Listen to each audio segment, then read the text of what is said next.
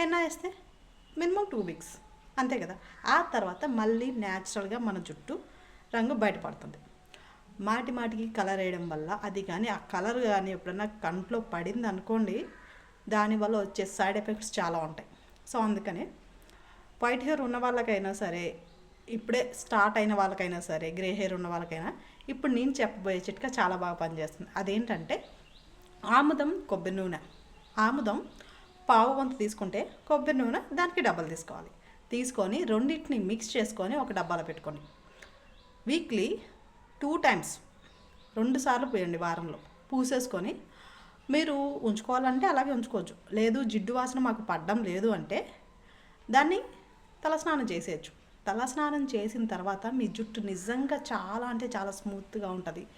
ఇంకా వేడి కూడా చేయదనమాట. తలస్నానం చేసి బయటికి ఎప్పుడన్నా వెళ్తే కొంచెం వేడి చేస్తుంది. సో ఈ ప్రాబ్లం కూడా తగ్గుతుంది.